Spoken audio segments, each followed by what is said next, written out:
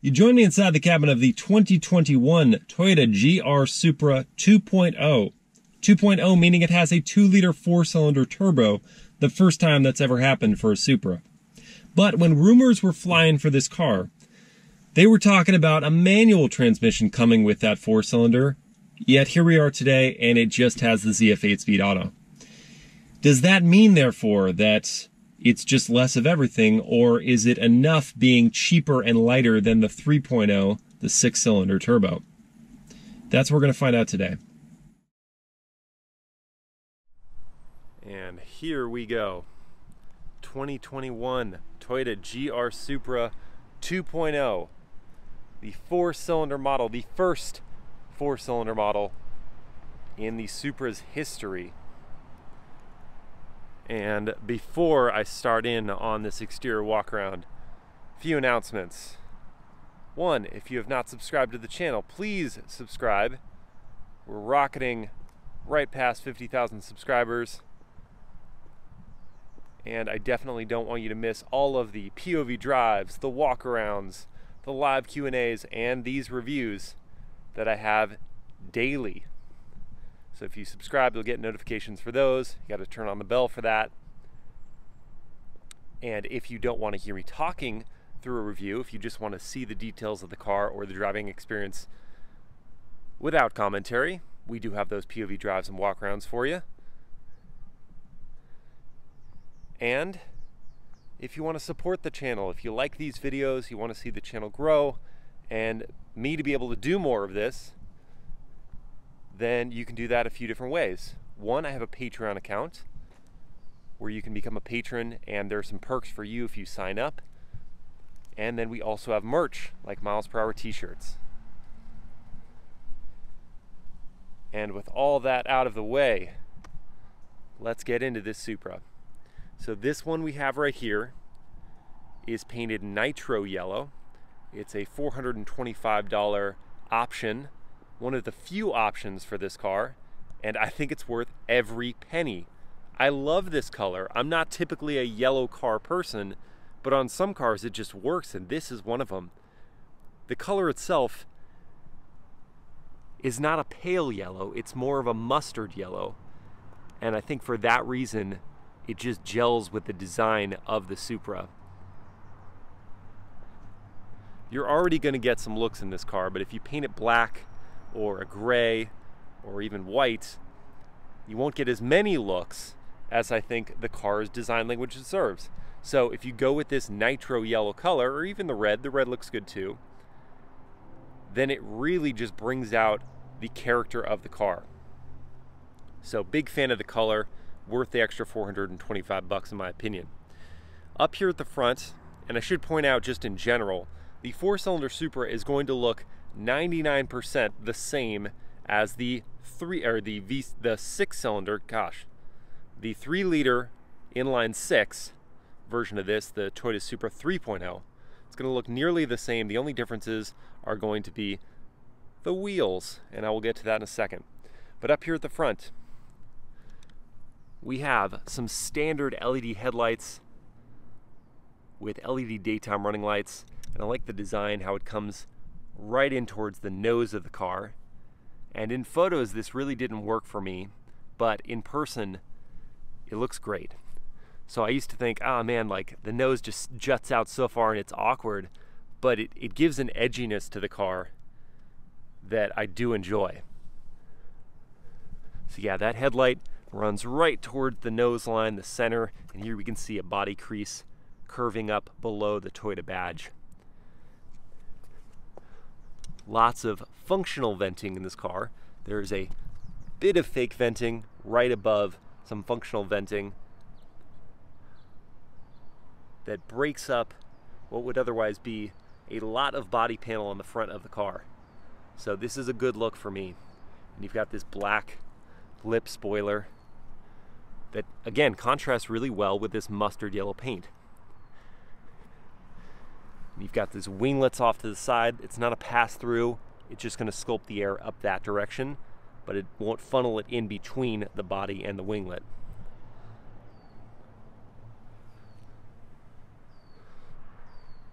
Then, one thing that the mustard yellow, this nitro yellow, doesn't show off quite as well as other paint colors are the creases along the hood. So we've got a line here, you can see a little bit with the sun. It kind of runs up this way, connects to, now we can start to see it, the difference between the elevation of this part of the hood and this part, creases up and then cuts sharply towards the side of the car. We are going to see much more fake venting for the rest of this video because the fake vents abound. They do break up the bodywork, and otherwise it would probably look like too blank of a hood on the car, too long, too awkward. So the fake vents, they serve a purpose. I wish they were real vents, but hey, I guess Toyota was building to a budget, like some other of their cars. Anyway, so this is a fake vent, but it looks pretty good in here. And now we can make our way towards the wheels, where we have standard 18-inch wheels, alloy wheels, wrapped in Michelin Pilot Super Sport tires, 255 section front, 275 section rear. Very, very good tires. And I think the size of the wheel works for this car. The 3.0 model has 19-inch wheels and also look good, but I think the 18 isn't too small. If you're worried that it would be kind of a diminutive size of wheel compared to the rest of the car itself is not so large, so it doesn't need oversized tires and wheels. So this works, the 18-inch wheels work. And I like their design, they're very classic. 10-spoke design with a mix of painted and brushed metal finish. Looking good. Okay, so we have that continuation of the black lip pieces running along the bottom portion of the car, this side sill, and towards the back. We have black painted elements like the door mirrors. Again, that's standard. And then the roof panel, this piece is black, but the rest of the roof is body color matching, and so it kind of makes this nice C shape, like the car is wearing a baseball cap. And let's walk back for the profile for a sec. So I mentioned in person that the Supra, I mentioned before that the Supra in photos didn't really catch my eye. It looked like the proportions were off. In person, it's just the right size. It's not a big car, but it's not so small as to be awkward looking. It's just the right size in my opinion, and takes up the right amount of space on the road, in the lane. And I'll swing back here for a sec so you can see the width one more time. You know, just standard parking space. It fills it up nicely. It has a good stance, if you will. All right, so let's get back to the profile. More fake venting along here. But again, it breaks up the bodywork. It serves a visual purpose, if not a functional purpose. Get to the back, and here's where the flared haunches come into play, and this is one of the more distinctive looks on the Supra. I mean, now the camera is right next to the side of the car. You can really see how much that comes out. Very Cayman-esque, if you ask me, how just towards the back just flares out abruptly. And Toyota is actually using this design element on some other cars, like the new Highlander, with the flared arches in the back. Okay, rear 3/4. Really good look on the car. Perhaps my favorite look, especially down low, because I really like the rear end design. And here with the width of the rear haunches, it's a good looking rear end. Okay, moving our way to the back. You can see the slope of that roof line, just not aggressively, just a light rake that comes on down to a duck lip integrated spoiler within the trunk, and it's a pretty aggressive spoiler. It just shoots up, and look at that angle. And it looks really good. I like that they didn't tack on an additional wing or lip spoiler. That's design. That's really good design right there, where they can integrate it so cohesively with the body. And looking at the back, we see some standard LED taillights. I like the designs of these taillights. They've got some character. You'll be able to recognize them on the road at night.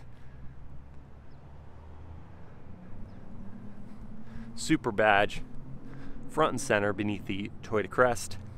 And then down below, 2 good size exhaust ports, not oversized, but nice size within a black painted diffuser. And a brake light right in the center there. I love that, that's pretty cool. Reminds me of the race cars in Le Mans. And these winglets, kind of a continuation of the front end. They flow out from the back there. And the last bit of fake venting coming off as a tier from these tail lights. Which again, works visually. So that's the exterior of the Toyota Supra 2.0, which again, looks just like the 3.0, but with different wheels. So let's dive into the interior now. And on our way in, I will point out that as standard on the 2.0 and 3.0, you get a smart key, so you can leave the key in your pocket and just pull on the handle, open up the doors. If you want to close it, press on this oval looking piece right here, and that will lock it. Opening up the doors, first thing I gotta point out is that roof design, while very cool looking in profile, is at such an angle that if you want to get into the car, you're really going to have to get low. So you'll get your body down real low so you clear that and don't whack your dome on it. But design-wise, it's a pretty handsome looking cabin. We're already starting to see some of those German elements, German influence here from BMW, mostly in the center stack. And I'll get to that in a second. But here we can address the seats. They are standard leather border with Alcantara inserts. I like the design. So it has some visual cue to it, and the stitching down the center, the perforation on the Alcantara, and nice quality leather for the borders and thick bolsters here. And I like this metal piece on the inside. That's really a cool touch. I love that actually. Draws the eye for sure and enhances the cabin design.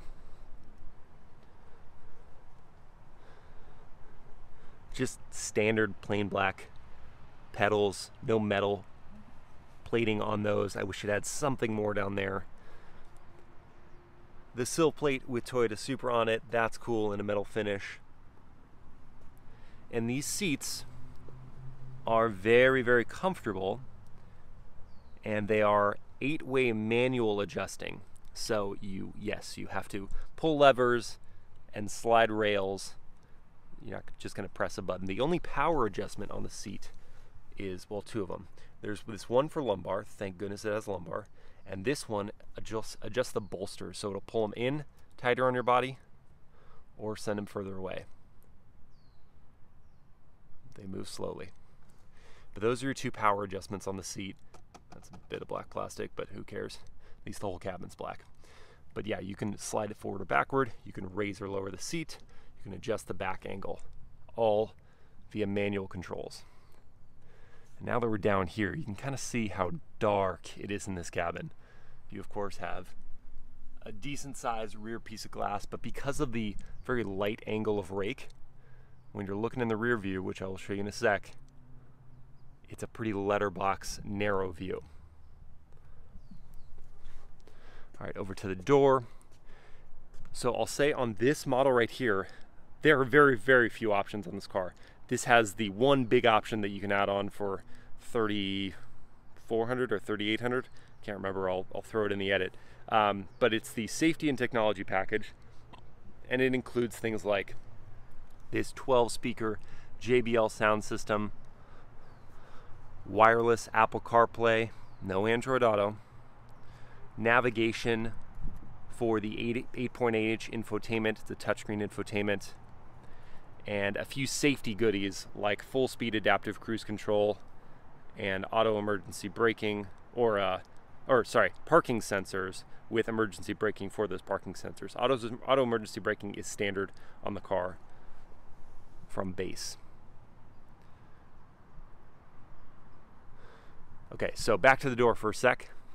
We've got the soft touch material here. It's not leather, but down here is leather with contrast stitching. Comfortable place to throw your arm. You've got like a sparkly black piece that runs along against the soft touch materials that go down here. Trunk release, which when you press, only opens the trunk a little bit. Doesn't fully swing it open. So you get with a big piece of back glass there, I guess. Doesn't want to put a mechanism strong enough to lift it. But when you open the trunk, you can see a pretty small opening here. They decided not to cut into the bodywork. You just have a narrow slotted opening, and I mean, it's a sports car, so it's a shallow floor, and under here is the battery, which they don't really want you to get to very easily because they don't give you a handle. So you have to like snake your way into the corner to lift it up. But you can see your subs for that JBL sound system, which occupy a fair amount of space, and I'm sure there is structural reinforcement beneath those. But yeah, your cargo capacity is only 10 cubic feet of space, so it's not a ton. You're not gonna be able to fit something like a golf bag in here. So just put it in the passenger seat, I guess, or don't go golfing. So that's your trunk, and to close it, there's no power control. You're gonna have to grab one of these handles and swing it on down. And when you do close it, you'll also notice that there isn't a trunk release button under this sill here, which means the only way to open the trunk is either on the key fob or that button that I showed you earlier. And no hands-free gesture with your feet to open it. So that is one thing to keep in mind. If you access the trunk a lot, better keep the key in your pocket or be ready to walk over to the store and open it up. Hopping back to the door for just a sec, we can see more of that sparkly plastic up here, which houses power windows, a power fold button for the mirrors. Glad it has that, so you're not worried someone's gonna take off your mirrors while you're parked. Power controls for those mirrors, power lock and unlock, and a satin metal finish for this door handle, like that. And now let's hop in. Close this door. And power on.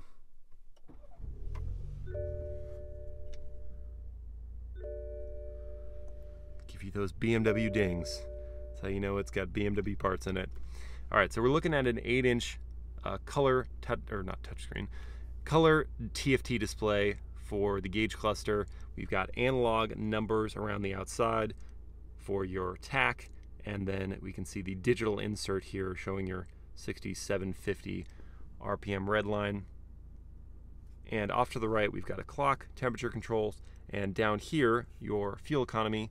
But you can press this BC button and change that up, show your average speed and your fuel economy, or make it go blank, or your trip, or your leftover range.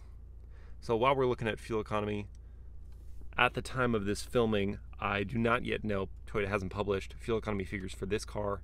We do know that the 2020 Supra with the inline 6 gets about 27, 28 combined MPG. So this car should get, right around 30, I'm estimating. But we will find out soon enough. Probably have already announced it by the time this is published, but for now we don't know. You can see I've been doing just under 22 with some aggressive driving. Oil temperature gauge off to the right, fuel gauge off to the left with bars. Your speed is over here, and this centerpiece right here is not really illuminated by anything most of the time, but if you open your door, it'll show your doors open. Or if you adjust these settings here, it'll pull up a display showing your media. And those are your controls. You have a speak to talk, give the infotainment a command. Your paddles are just beyond that, and they're about the right size, I would say. They're not too big, not too small. And they've got some good action on the back of the paddles. They don't just move like a fraction of an inch. Behind that, we've got your windshield wiper controls. And then looking at the steering wheel itself, it's a nice leather wrapping, good quality leather with the stitching on the inner portion of it. Good places for your hands at 9 and 3. Happy with the steering wheel. This plastic sparkly bit that's mirrored on the doors, and this piece right here is definitely going to scratch, so be prepared for that. And that's cheap plastic towards the bottom. But apart from that, I like the steering wheel. On the left-hand side, you've got some controls for your active safety features. As I mentioned, on this car, we have the package for full-speed adaptive cruise control, so you can set your following distance. So this right here is so you speed up or slow down on your adaptive cruise control. Your left paddle off to the side here. Again, we can show the action on the paddle itself. Turn signal indicator, your lighting settings, exterior and interior. This is a soft touch material here. Same as up here. This, it looks like it should be leather with the contrast stitching, but it's just soft touch material, but it's flexible. It's not a hard plastic up there. And it runs all the way across the upper portion of the dash with the contrast stitching that I think makes it look higher quality. We've got this brush metal look finish, it's plastic, that runs along the length of the dashboard. Hazards right there. And then we get to your 8.8-inch infotainment running BMW's iDrive system, which is a very, very good infotainment system. Really easy to use, responsive, quick, and it's got these tiles here, which you can either touch or use this control wheel off to the right, and you can actually scribble onto the control wheel for things like destination settings if you can write in the name of your destination. So if I want to use this, which I do most of the time because hunting around on this while driving is not the safest thing, but we have set up for your CarPlay, for example. Wireless CarPlay is on this car right here, but no Android Auto and no CarPlay or Android Auto on the base car. You have to get that safety and tech package, so it's worth the money. And navigation comes with the safety and tech package. Not the most cutting edge navigation, but it's very responsive and easy to use. Sirius XM. Let's do a quick sound check.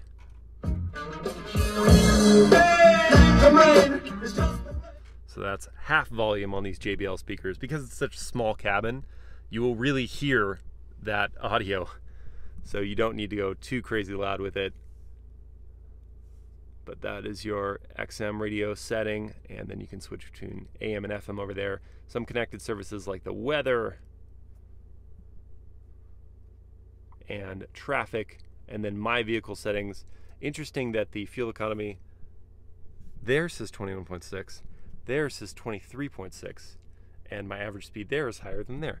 Interesting loophole.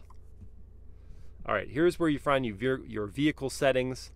So like your exterior lighting, your safety settings, so if you want to turn off your forward collision warning or have it late, your steering intervention, so that is part of the this safety and tech package. You get steering, oh no, I'm wrong. That is part of the car as standard. You get lane keeping assist or lane departure warning with steering intervention, and it'll also vibrate the wheel to get your attention. Blind spot monitoring, that is part of the safety and tech package with rear cross traffic alert. Steering wheel vibration. Speed assistance, so also as part of this package, you have speed limit information for the local area. And here's where you can configure individual settings. So really 3 drive modes for this car: normal, individual, which you can adjust the steering, engine, and transmission independently, but not too much adjustability there. It's sport or normal for all of these. So the individual is kind of like a gimmick to me. It's just normal or sport, if you ask me. And I leave it in sport most of the time. System settings and notifications. So I won't spend too much time more on the infotainment. It's a good infotainment, has some glare that it shows. You can see we're in shadow and we're still seeing some glare off to the right-hand corner, and you see a lot of smudges. But iDrive functionality is pretty good.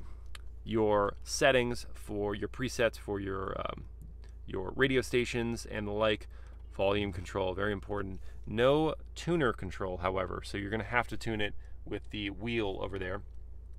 Down here, dual zone climate control is standard. No heated seats on the 2.0 model. If you want heated seats, you have to get the 3.0. It's not an option. Here we can look at the key, which will look the same between the two cars. You get the Toyota logo, kind of a cheap feeling key, but some gloss black on the outside. That same sparkly stuff with the red, which doesn't go with the yellow of the car. And your connectivity. So if you're using wireless CarPlay, that's great. But if you want wired connection, you have one USB port, just one in the whole car. You also have a 12 volt DC socket, which you could, you know, plug in a thing with 2 USB connections or a USB-C connection if you needed to, but just one USB port with the car is a little weak. Carbon fiber inlay here looks really nice. No texture to it, just a gloss surface, but it looks really good. You're gonna recognize this if you've been in any BMW recently. It's the controller for your ZF 8-speed. So press for park, pull down for drive, slide over for manual controls, and let's look at the rear view camera. So put it in reverse. You can see this one with the parking sensors, shows me how close I am to the curb in front. My lane markers for if I'm backing up as I turn the wheel, they adjust. Left, right. So it's a good backup camera. It doesn't take over the whole screen though, so it's you know, maybe 5 inches of real estate on this screen. And that's that.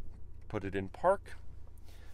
Electronic e-brake, your safety system, so if you want to control some of those safety goodies on the fly, you press that button. You can have sport traction or turn it completely off. Your parking sensors, your sport button, it's a nice big button, so you don't have to hunt around while you're driving. You're just like, bam, hit the sport button and you're good. Some of the presets for this infotainment controller. And that about does it for this cabin. Of course, there are no rear seats, so I can't show you those. I mentioned this material up on the dash. This piece, I like that they didn't throw in like fake air vents like I've seen on some cars. You just have the air vent over there and air vents over here, but they just did a blank panel across. Your glove box is not a big glove box. It's not a big car, so that makes sense. Not to fit a granola bar.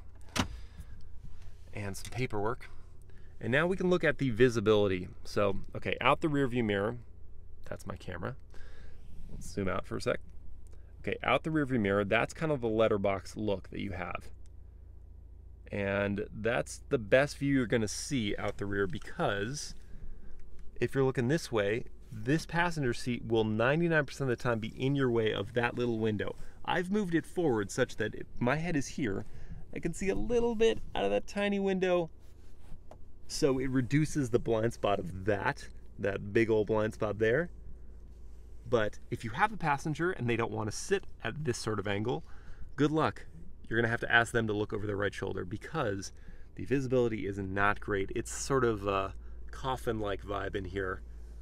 So dark, no sunroof, of course. So yeah, that will be a little bit of an issue. So keep that in mind. Visibility will be somewhat of a problem, and especially because that roof angle that I mentioned before means that I'm looking over here, and this is at my eye level right here. It's just a tiny little window of visibility, so I'm gonna have to duck my head under to see what's going on out there. No head-up display, not an option on this car. And in terms of storage, no center console here. You have these built-in cup holders, but no center console. You do have a little cubby back here to fit something like a garage door opener, but interior storage is not great. You can see in the door pocket, pretty narrow. I already showed you the tiny glove box, but is it enough to fit a large water bottle? For that, we need the large water bottle for the large water bottle test. So let's check out the cup holders first. Oh, it's close. It's close, but you know what? Close doesn't work, because that happens. So it's not gonna fit there. Clearly not gonna fit in the door pocket. It's not gonna happen. Glove box, really doubt it. Oh, surprise, surprise.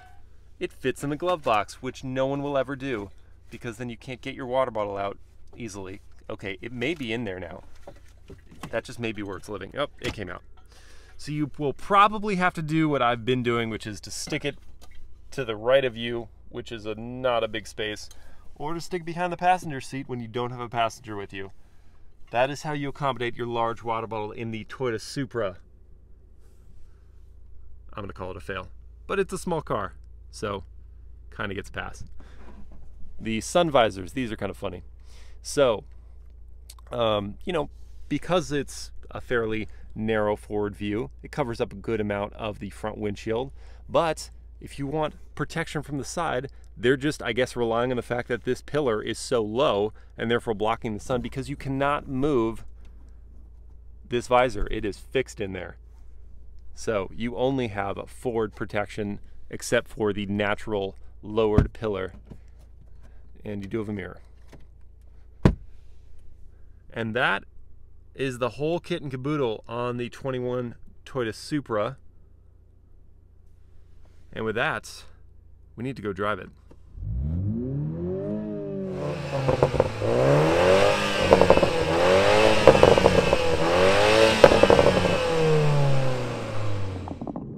All right, now to start this off, disclaimer, while filming the B-roll for this car, I ran over my GoPro because the suction mount came undone, and I crushed the 3.5mm adapter from my mic. And of course, because it's GoPro and this is a proprietary accessory, I cannot get another one within the next, like, 24 hours. So you're gonna have to deal with standard GoPro Hero 6 audio quality. Apologies. That disclaimer out of the way. Let's talk about this engine. 2-liter turbo 4-cylinder, makes 255 horsepower and 295 pound-feet of torque. So certainly off the pace of the now 382 horsepower from that inline 6-cylinder turbo that you get in the Supra 3.0. And the 0 to 60 at 5 seconds, definitely off the, what people have been seeing, mid to high 3 second to 60 range for that 6-cylinder. And top speed is still limited to 155 miles an hour. So definitely off the pace of the 3.0, but this is a pretty juicy engine. It's also from BMW, like that 3-liter inline 6 turbo, and they did a great job with it. They really did. It is pokey, and with this ZF 8-speed gearbox, shifts through those gears really nicely, and that's all I can say good about the ZF 8-speed, because it's a great transmission that doesn't belong in a car like this. A car like this, a lighter weight, now with 220 pounds less than that inline 6-cylinder in this 4-cylinder model, it's lighter, it's more engaging, it should be more engaging. But because it doesn't have a manual gearbox, it remains a good fun sports car, but not the enthusiast car. And if not in the 4-cylinder model with less weight and less price, now at around $43,000 for this 2.0 model as opposed to $50,000 for the 3.0 model. If not in this car, where do you put a manual? I don't get it. I feel like we were excited enough about a manual that we were going to give Toyota a pass for putting in a 4-cylinder. But now that we have the 4-cylinder without the manual, it feels like it's just not worth it. Yes, you get the look, and I really do like the design, and this interior is very nice, apart from the visibility issue, and it's really good in a corner. I mean, credit where it's due. This car handles itself. The Michelin Pilot Super Sport tires, and the way that Toyota, has fiddled with electric steering, this electric steering rack, because yes, okay, it's BMW part stuff, but Toyota really has done the engineering behind fine-tuning these details. So the way that they dialed in this electric steering rack, the turn-in is very sharp, the car is responsive, its footprint, its stance make it such that it really knows how to handle it in corner. The suspension geometry, the braking is good. I have no complaints in terms of how this car handles. I just want more out of it. I don't want it to be a good sports car. I want it to be a great sports car. And what is holding it back is the fact that it doesn't have the manual, while rivals do. And that's really the problem for this Supra. Maybe if rivals had all abandoned the manual and you could only get an automatic in those, Toyota would have some argument here for $43,000, but you still can't get a manual in rivals. Like the Honda Civic Type R, that's $37,000 and makes 306 horsepower, so more power than this, but also less expensive than this, and you can get it with a manual. The, if you want to go a different segment, but still a sports car, the Ford Mustang GT, 460 horsepower, $35,000 to start, gets to 60 in the mid 4-second range. And of course, rival to that would be the Chevy Camaro SS, 455 horsepower, same 0 to 60 time, and a starting price of around $39,000. So you've got that spread, and then if you want to go direct sports car, Toyota's own 86 is a rival to this, and that's in the low $30,000. Mazda's Miata MX-5 Miata RF, $33,000, 181 horsepower with that one. It just, there's so much you can get for less money than this that has the engagement factor that enthusiasts want. And that's the troublesome thing about this car. I can accept that the 3-liter inline-6 turbo version of the Supra, with its seriously impressive performance, needs the ZF8 speed to really extract that performance. It doesn't need it, but it benefits from it. But the ZF8 speed in this car, as the only option, frustrates me. For $43,000, more than any of those rivals I mentioned, it frustrates me. So, if it's my money, I'm putting it probably still on the Miata. And if I really want a lot of power, probably going to go get one of the muscle cars. Oh, so close.